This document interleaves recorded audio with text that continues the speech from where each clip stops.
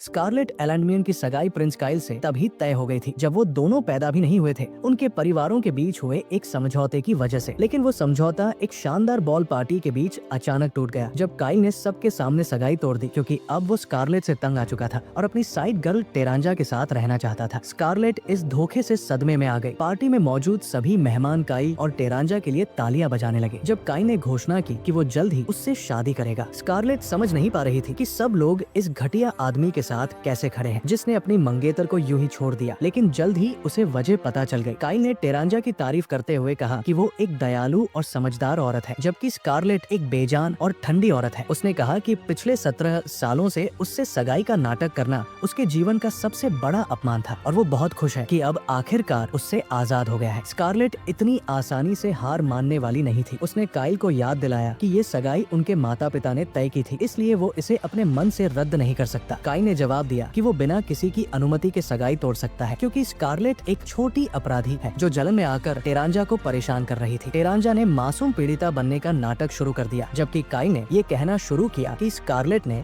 उसे अकादमी कैंपस में बुली किया था। स्कारलेट ने इसे झूठ बताया क्योंकि वो टेरांजा से पहली बार आमने सामने मिल रही थी। दोनों अलग अलग क्लास में थी, लेकिन काइल, जिसके पास वैसे भी मुश्किल से 2 ब्रेन सेल थे, अब टेरांजा से प्यार में पड़कर वो भी खो चुका था। वो सोचता है कि स्कारलेट टेरांजा का अपमान कर रही है, ये कहकर कि वो एलिट क्लास में पढ़ती है जबकि टेरांजा नॉर्मल क्लास में। काइल ने कहा कि टेरांजा ने उसे बताया है कि स्कारलेट ने उसे कई बार सताया, जैसे उसे टॉयलेट में बंद करना या सीढ़ियों से धक्का देना। वो स्कारलेट को क्रूर खलनायिका कहने लगा। अब स्कारलेट के सब्र का बांध टूट गया। उसने कहा कि अब उसे किसी आरोप की परवाह नहीं और वो सगाई तोड़े जाने को स्वीकार करती है। लेकिन इससे पहले वो काइल से एक आखिरी चीज मांगना चाहती है। काइल पहले तो मना कर देता है, लेकिन टेरांजा को पूरा यकीन होता है कि वो जीत चुकी है, तो वो कहती है कि इस बेचारी को बोलने दो ताकि इसके दिल में कोई पछतावा न रहे। काइल टेरांजा की दयालुता की तारीफ करता है और फिर स्कारलेट से पूछता है कि वो क्या चाहती है। स्कारलेट धीरे धीरे उनकी ओर बढ़ती है, अपनी मुट्ठी कसते हुए कहती है, मेरी आखिरी इच्छा है कि मैं तुम्हारे चेहरे पर मुक्का मारूं। काइल हैरान रह जाता है और पूछता है, क्या तुम पागल हो गए हो? लेकिन जवाब देने के बजाय स्कारलेट टेरांजा के चेहरे पर एक ऐसा मुक्का जड़ती है कि खुद मोहम्मद अली भी उसकी तारीफ करे। लेकिन इस एक मुक्के के पीछे थी एक लंबी कहानी। जब से स्कारलेट छोटी थी, उसे लोगों को मारने में मजा आता था। हर दूसरे हफ्ते वो किसी न किसी को अपने मुक्कों से बेहाल कर देती थी। उसका भाई लियोनार्डो हमेशा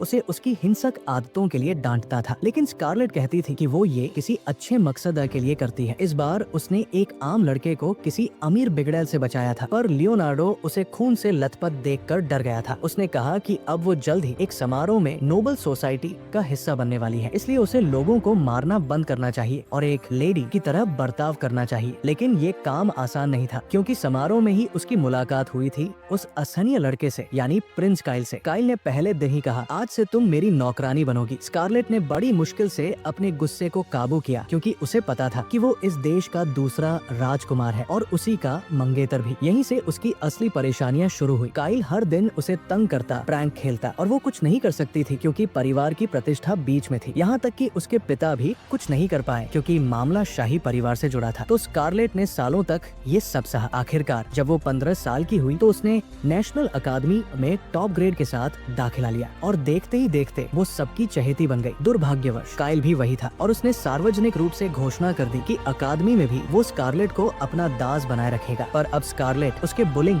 और पंच प्रैंक से इतनी ज्यादा अनभिज्ञ हो चुकी थी कि उसने चेहरे पर सूना भाव रखकर ही उससे निपटना जारी रखा। कुछ दिन बाद काइल गुस्से में उसके क्लासरूम में घुस आया और उसे गालियां देते हुए कहा कि वो उसे लंच खरीद कर लाए। स्कारलेट ने माफी मांगी और कहा कि वो तुरंत कर देगी, पर वो संतुष्ट नहीं हुआ और उसने उसे सजा देने के लिए खींच कर ले जाना शुरू कर दिया, जबकि उसके साथी लड़कों को लड़कियों पर नजर रखने के लिए छोड़ दिया ताकि वे टीचर्स को सुना न दे। जल्दी ही स्कारलेट को पता चल गया कि काइल नाराज इसलिए था क्योंकि उसकी ग्रेड खराब होने के कारण उसे रेगुलर क्लास में डाउनग्रेड कर दिया गया था और वो अपनी फ्रस्ट्रेशन निकालने के लिए उसी पर हमला करना चाहता था। उसने निर्णय किया कि वो उसका बाल काटकर उन्हें अपने क्लास में एक ट्रॉफी की तरह रखेगा और यहाँ तक कि स्कारलेट की सहनशीलता का भी कोई हद था, ये हद पार कर रहा था। उसने काइल से कहा कि अगर वो रुका नहीं तो वो अपने परिवार के पास शिकायत कर देगी। लेकिन काइल ने उसके पिता का अपमान किया और कहा कि वह तो राज परिवार का एक कुत्ता ही है। स्कारलेट अब उसकी बेइज्जती सहन नहीं कर पाई और उसे छाया लोक में भेज देने की सोचने लगी। पर सौभाग्य से पहला राजकुमार जूलियस पास ही था और उसने तुरंत बीच में आकर लड़ाई रोकी। काइल अपने भाई के सामने कुछ नहीं कर सका और भाई की लाल फटकार के बाद चला गया। स्कारलेट जानती थी कि वो फिर वापस आकर उसे तंग करेगा, पर उसने जूलियस का शुक्रिया अदा किया। जूलियस ने कहा कि वो बस अपने छोटे भाई को बचा रहा था और फिर उसने स्कारलेट से हल्की फुल्की बात की, जिससे स्कारलेट उसकी अच्छी नैतिकता की वजह से उसे सम्मान देने लगी। वो जानती थी कि प्रिंस जूलियस अगला राजा बनने के मुख्य उम्मीदवारों में से एक था, पर भ्रष्ट नोबल्स उससे डरत थे और इसलिए वे अपने फायदे के लिए काइल का साथ दे रहे थे। पर शीघ्र ही जिस सम्मान ने वो पहला राजकुमार के लिए महसूस किया, वो जलन में बदल गया जब उसने देखा कि जूलियस ने सभी विषयों में परफेक्ट मार्क्स हासिल कर लिए थे और स्कारलेट की टॉप ग्रेड की लकीर टूट गई। उसने सोचा कि जूलियस निश्चित ही असाधारण और मेहनती है, पर जब जूलियस उसके पास आया और बताया कि पूरा अंक पाना कितना आसान था, तो स्कारलेट को गुस्सा आ गया। उसने इसे व्यक्तिगत रूप से लिया और अगली बार उसे हराने के लिए कड़ी मेहनत की, लेकिन अफवाहें फैल गई कि जूलियस ने जानबूझकर हार मानी ताकि वो खुश हो सके। इससे स्कारलेट और भी ज्यादा नाराज हुई और उसने उसे पूरी तरह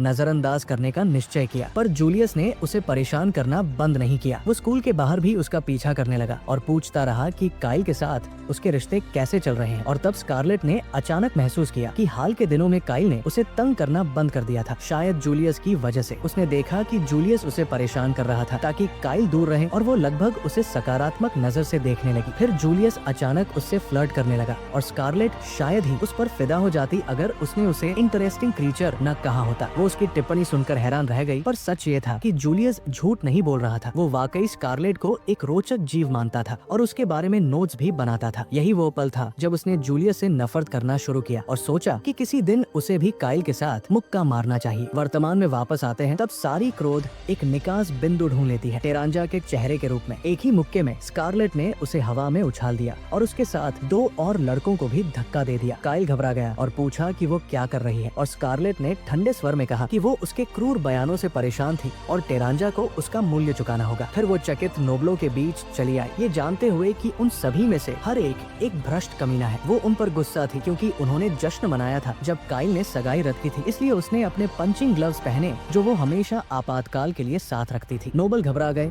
और गार्ड बुलाए, पर स्कारलेट ने तुरंत जादू से उन्हें नींद में डाल दिया और फिर एक एक करके नोबलों को पीटना शुरू कर दिया। नोबल्स किसी से सुरक्षा मांगने लगे और अपने नौकरों की पेशकश करने लगे, जबकि देश में दास व्यापार अवैध था। स्कारलेट ने महसूस किया कि ये लोग अवशोषण योग्य कचरा है और अगर वो उन्हें सब बेहोश कर दे तो उसकी आत्मा पर कोई भार नहीं पड़ेगा। इसलिए उसने अपनी विशेष टाइम मैजिक सक्रिय की ताकि उसकी गति बढ़े और उसने अपना तांडव शुरू कर दिया, अपनी इरेटिंग वाली मुट्ठियां सब पर बरसाते हुए। जल्द ही सभी नोबल जमीन पर गिर पड़े। काइल आखिरी बचा हुआ शख्स था और स्कारलेट की सच्ची रूप देखकर वो पहले ही डर के मारे पेशाब कर चुका था। उसने कहा कि अब उसकी बारी है और जैसे ही वो उसे मुक्का मारने ही वाली थी, उसका भाई लियोनार्डो वहाँ आकर उसे रोकने की कोशिश करने आया, पर वो देर से पहुंचा और स्कारलेट ने काइल को दीवार पर, हालांकि अब बहुत देर हो चुकी थी और स्कारलेट ने काइल को दीवार में दे मारा। वो खुद को बहुत हल्का महसूस कर रही थी। जब लियोनार्डो ने जमीन पर पड़े रईसों को देखा तो वो दंग रह गया, लेकिन जूलियस को ये सब देखकर बहुत मजा आया। स्कारलेट को भी उसका चेहरा तोड़ने का मन हुआ, मगर उसने अभी के लिए खुद को रोक लिया। वो जूलियस और लियोनार्डो के पास गई और उन्होंने पूछा कि आखिर उसने इतना हिंसक बर्ताव क्यों किया। पहले तो स्कारलेट ने चैटजीपीटी की तरह समझाया कि उन्होंने अकथ्य अपराध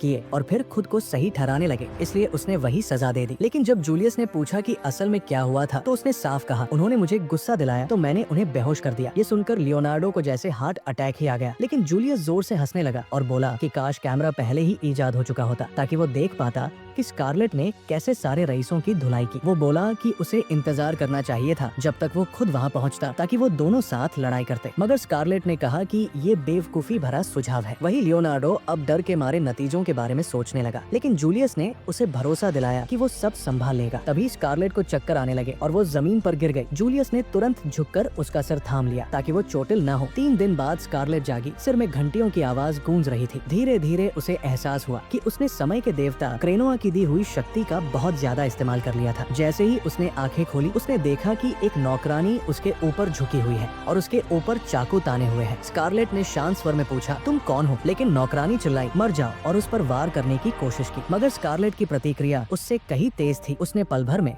उसे मुक्के से दीवार पर फेंक दिया। आवाज सुनकर लियोनार्डो दौड़ा चला आया और दंग रह गया। जागने के बाद अपनी बहन ने सबसे पहला काम फिर किसी को पीटना ही चुना था। फिर उसने बताया कि वो कितना चिंतित था। तभी जूलियस कमरे में आया। स्कारलेट तैयार हो चुकी थी। जूलियस ने बताया कि काइल से उसकी सगाई आधिकारिक रूप से तोड़ दी गई है और काइल को राजपरिवार की विरासत से निकाल दिया गया है, क्योंकि वो उन रईसों की रक्षा कर रहा था जो गुलामी का धंधा चला रहे थे। पार्टी में शामिल सारे रईस अब जेल में हैं। स्कारलेट ये सुनकर खुश हुई और पूछा कि क्या उसे सजा मिलेगी। जूलियस ने कहा कि वो राजपरिवार के लिए बहुत अहम है, इसलिए उसे कोई सजा नहीं दी जाएगी, लेकिन जब तक ये मामला शांत नहीं होता तब तक उसके लिए कोई वह ढूंढना मुश्किल रहेगा। फिर उसने एक और खुशखबरी दी। अब पूरे राज्य में उसकी कहानी फैल गई है। लोग उसे ब्लडस्टेन लेडी कह रहे हैं। वो महिला जिसने अपने मुक्कों से बुरे रईसों को जेल पहुंचाया। लोग उसे हीरो की तरह देख रहे हैं। लियोनार्डो फिर सिर पकड़कर बैठ गया कि अब उसकी बहन को एक और डरावना नाम मिल गया। लेकिन जूलियस ने कहा कि पहले जरूरी मसलों पर ध्यान देना होगा। गिरफ्तार हुए रईसों में कई सरकारी अधिकारी भी हैं, जिनमें सबसे बड़ा सिरदर्द है प्रधानमंत्री, जो काइल के गुट का सबसे बड़ा समर्थक है। राजा को भी इस भ्रष्टाचार पर शक था, इसलिए उसने एक संगठन बनाया CIO 2, जिसकी अगुवाई अब लियोनार्डो कर रहा है। जूलियस ने बताया कि उसने एक एजेंट को बुलाया है जिसने सबसे पहले काइल के गुट में घुसपैठ की थी। वो एजेंट निकला सिगार्ड, जो काइल का चेला था। उसने स्कारलेट से अब तक किए गए बुरे बर्ताव के लिए माफी मांगी। स्कारलेट हंसते हुए बोली, तुम्हें तो ऑस्कर मिलना चाहिए तुम्हारे अभिनय के लिए। सिगार्ड और घबरा गया। जूलियस ने कहा कि अगर वो चाहे तो उसे मुक्का मार सकती है, और स्कारलेट ने ऐसा किया भी, मगर बस हल्का सा थपथपाया, क्योंकि उसने भी कई बार उसकी मदद की थी। अब स्कारलेट को एहसास हुआ कि वो आखिरकार आजाद है। अब वो जो चाहे कर सकती है। उसकी सूची में पहला काम था उस नौकरानी से पूछताछ जो उसे मारने आई थी। सुबह स्कारलेट गोदाम पहुंची, जहां वो नौकरानी नाना का बंद थी, मगर वहां पहुंचकर उसने देखा कि नौकरानी ने अपने कपड़े उतार दिए हैं। तभी एक जंगली बिल्ली उस पर झपटी, लेकिन स्कारलेट ने उसे नीचे गिरा दिया। तभी उसे समझ आया कि नाना का असल में इंसान नहीं बल्कि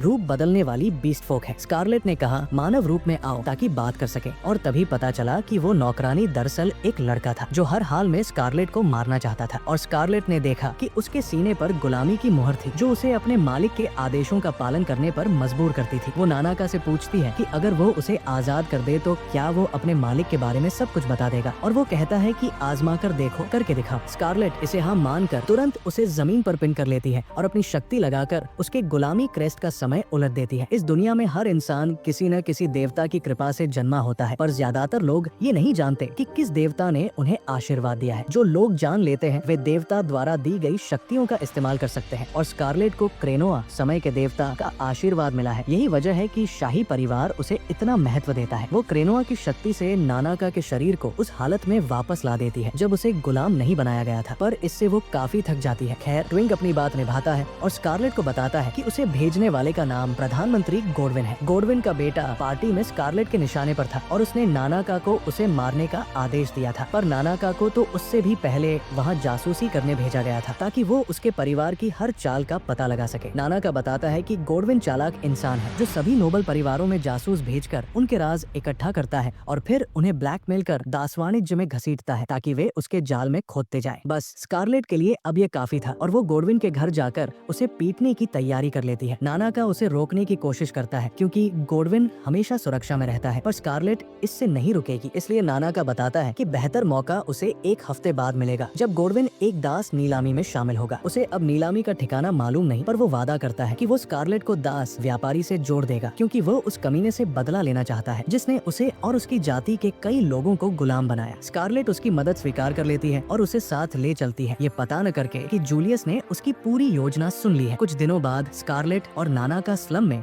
दास व्यापारी की खोज पर जाते हैं और स्कारलेट उसे एक टुकड़े माइथिल के बारे में बताती है जो उसने एक बच्चे से एक गोल्ड कॉइन में खरीदा था। नानाका कहता है कि उसे बेवकूफ बनाया गया, पर स्कारलेट उस पर विश्वास नहीं करती। फिर वो जूलियस की ओर मुड़ती है जो बिना बुलाए उनके साथ आया हुआ था। शुरू में वो कहता है कि वो अपने लोगों के बारे में और जानना चाहता है क्योंकि इससे वो बेहतर राजा बन सकेगा, पर जब स्कारलेट उसे दबाव देती है तो वो मान लेता है कि उसने उनकी बातचीत सुन ली थी और ये मनोरंजक मौका उसे खोना नहीं चाहिए था, कुछ लोगों को बेहोश होते देखना। तभी कुछ गुंडे वहाँ आते हैं और स्कारलेट उत्साहित हो उठती है कि उसे पीटने के लिए मिल ही गया कोई, पर नानाका कहता है कि वो अपनी लड़ाई की प्रवृत्ति को दबा रखे क्योंकि वो नाम बदलकर सब संभाल लेगा। वो गुंडों से जाकर बात करता है और उन्हें उन बदमाशों तक पहुंचाने के लिए पैसे देने का ऑफर देता है, पर वे कमजोर दिखने वालों से कारोबार करने से इनकार कर देते हैं। वे चर्चा करते हैं कि एक बच्चे ने बताया था कि एक बेवकूफ अमीर औरत ने उससे एक चट्टान एक गोल्ड कॉइन में खरीदी थी और वे इसका फायदा उठाने की योजना बना रहे थे। रास्ते में उन्होंने उस बच्चे को पीटा और उसकी सोने की सिक्का छीन ली ताकि ये दिखा सके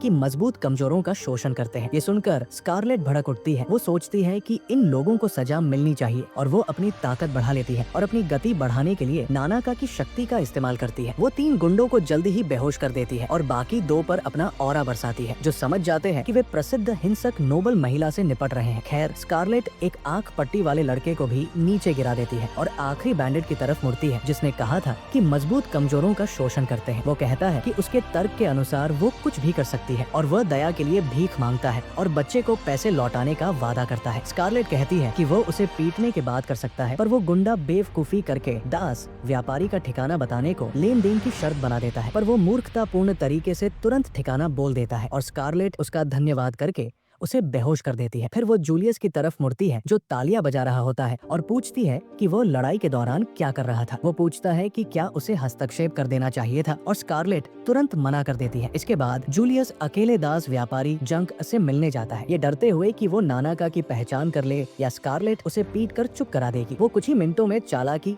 और धमकी से जगह का पता निकाल लेता है। वापस आते समय स्कारलेट जूलियस को एक संभावित ठग कहती है और वो जवाब देता है कि ये उसकी तुलना में बेहतर है कि वो एक हिंसक पागल हो। नानाका सोचता है कि क्या ये वही एनिमीज टू लवर्स जॉनर है जिसके बारे में उसने सुना है, पर फिर अचानक स्कारलेट और जूलियस एक ही ताल पर आ जाते हैं और नानाका से नीलामी में घुसपैठ की योजनाएं पूछने लगते हैं।